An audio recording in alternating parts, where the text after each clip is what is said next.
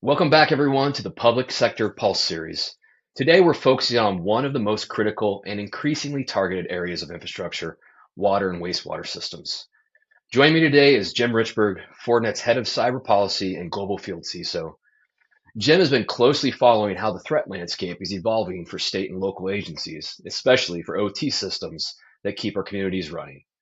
We'll unpack what's driving today's attacks, which adversaries are most active, and how utilities can move from reactive defense to strategic resilience. Let's get started. Jim, great to see you as always. Uh, let's start off with this first question. Let's really focus in on threat actors. We've seen a consistent, steady rise over the last couple of years in cyber activity targeting the water sector over it seems like not only the first conversation of Stuxnet and the first threat that was out there, but even specifically really since the last couple administrations, this has been a focus. What's behind this increase? What are threat actors looking at, and really what do we need to be aware of? So, Mike, if you're in water, wastewater sector security and you feel like you have the bullseye pinned to your back, it's because you do. You're not paranoid, they really are out to get you. And let's look at this really by class of actor. You've got the criminals. As we'll talk about in this broadcast, many in this sector are underprepared. So they become very easy targets for ransomware. And since water and wastewater are not only critical infrastructure, they're in that higher category of lifeline sector, systemically critical infrastructure. So if you get hit with ransomware, you don't have the luxury of saying, like you might with some other service, well, I'm going to wait them out. People are relying on your product for survival. So somebody is likely to pay. So the criminals have discovered this is a very lucrative and underprepared sector in terms of its ability to withstand ransomware. Nation states. And here I would look at the big four. You've got Russia, China, Iran, North Korea. For the really big guys, for Russia and China, it's more about pre-positioning, taking advantage of the weaknesses in this sector to be in position to do something if a geopolitical crisis looks like it's going to turn into a shooting war. And up until a half dozen years ago, unless you were, say, the water utility for a major military base, the odds of Russia or China coming after you were nil. But now these adversaries, potential wartime adversaries, have realized if they see a war coming, if they can turn off essential services in the U.S. heartland, in ports, in airports, do things that would cause us to have to focus on restoring essential services at home before we can support an ally abroad, they'll do that. North Korea and Iran have done this because they look at it as a tool for asymmetric warfare. I'm sure people watching this have read about attempts to get in and change the concentration of purification chemicals so that the water itself becomes toxic. So, and activists have done this as well. And Fortinet commissioned a cybersecurity and water management facilities report last year.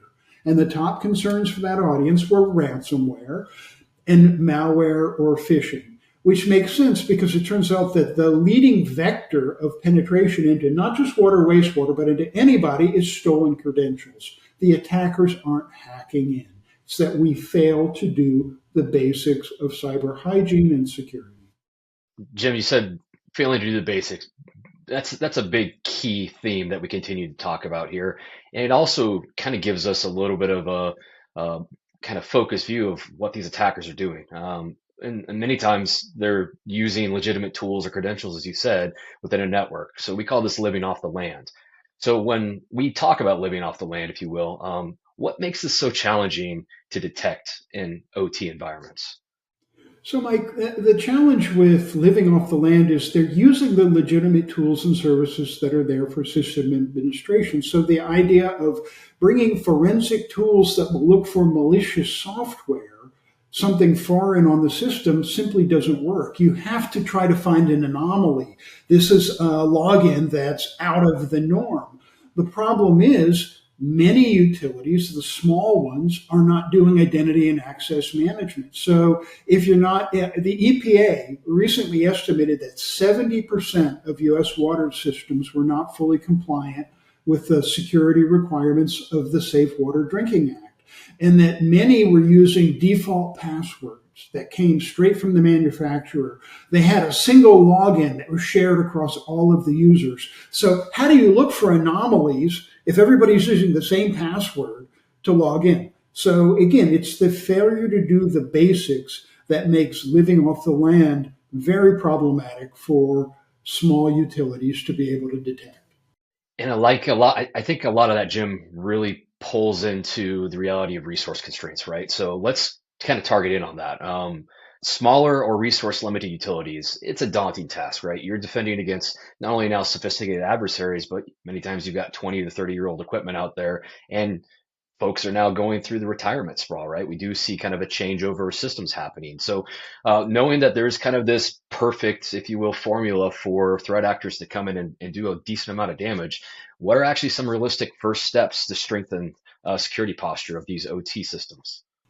So the reality is, and this is especially challenging for the small utilities, where for the really small ones, the same guy who takes care of the building, mows the grass in the summer and paints it in the fall, is also in charge of making sure that the computers stay plugged in, and they're not a security person. So in many cases, it's expertise. And there was a recent study that looked at not just water, wastewater, they looked at energy and chemical as well. So very important sectors. And they said over 40% lacked even the basics of email authentication, the kind of things that would keep you safe against spoofing, phishing, and ransomware.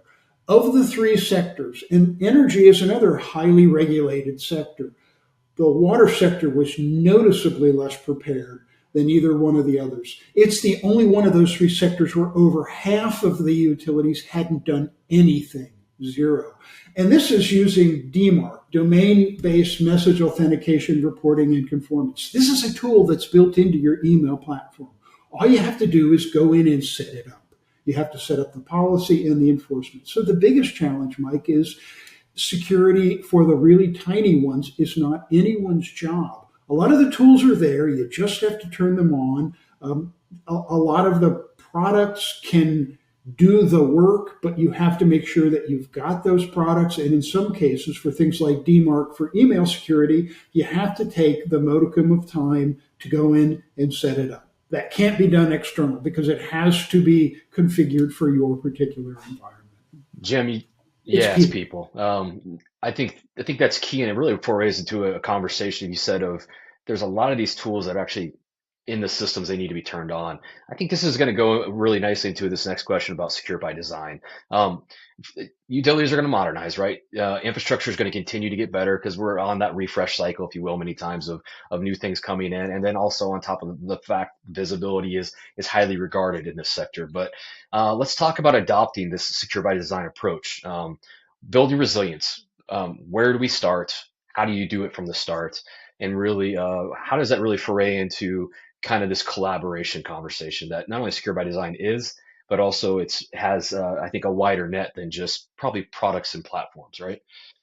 So Mike, Secure by Design got started on the IT side with information technology, where we said, we've got to change the paradigm from in the name of innovation, you rush to market, you bolt security on after the first release. We've got to say, just like we improved automotive safety through a whole bunch of whole of society things, but the biggest one was holding manufacturers responsible for making a safer product, a car.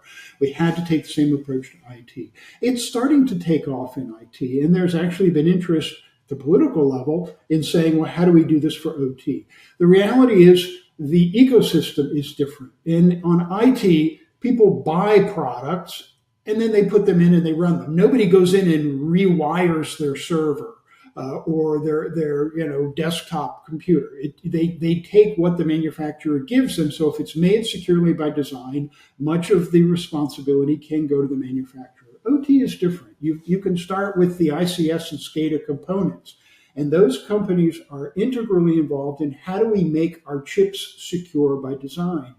They then turn around and sell those to vertical integrators who are different for each industry.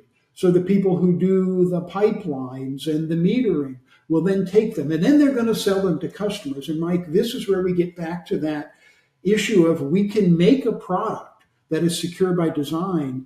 It's going to come down to how the utility deploys it, because a secure by design product insecurely installed will be non-secure by deployment. Now, for the really small utilities where they may be just using it in its out-of-the-box setting, if you get the manufacturers to make it securely, that one may actually be used in a secure environment. But for many utilities that have to customize, that's where they've got to be aware that secure by design exists, and they've got to use those secure deployment guides that are coming out from the manufacturers that are telling you, here are smart, secure ways to put these in. Mike, there's another question that we really didn't tackle, which is, especially for these under-resourced organizations, you can't do it yourself. You need to have things either done for you in terms of the products, or you need people to help make it really easy for you. So let's talk briefly, if we can, about information, how to do collaboration between the manufacturers, between government, and then between the people using it. Threat intelligence. I mean, we started this conversation off by talking about threats. I ran threat intelligence for the federal government. I spent my whole career in that community. I'm passionate about this. You can't protect yourself against a threat that you don't understand, and therefore you can't detect an operation. Doing it yourself is a non-starter. Unless you're one of the big 10 utilities in a major city, you probably don't have someone who is a human threat analyst, even part-time, nor should you. You should get it from the ISAC, from the Information Sharing Analysis Center there, because there's economy of scale. No tiny utility can do this, but the ISAC is big enough to have people who are curating it for your sector.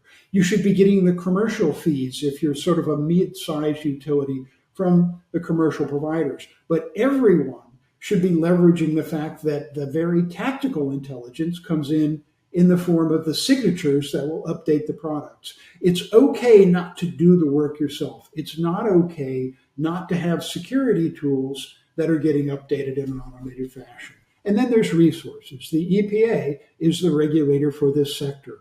And the Clean Water Safety Act requires that you certify that you did a self-assessment of risk and reliance and that you have an emergency response plan. EPA just updated the guidance in October. I read it. It's very straightforward and easy to use. If you're a small utility that doesn't have a cyber expert, they put in plain language, how do you do risk assessment? What are countermeasures and how do they help you mitigate the risk? They give you a methodology that allows you to calculate what's cost effective, what is the cost of an outage, and what is the value of a mitigation technique.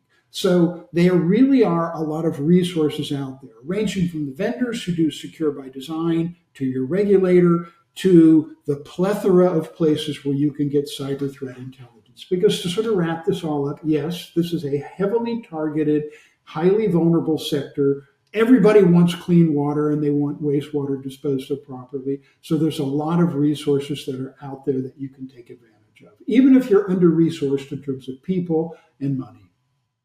Jim, great way to put that, and just relating it back to the threat landscape and ultimately driving home the axiom we always say that this is truly a team sport and that net is widening. So, Jim, thank you so much for your time.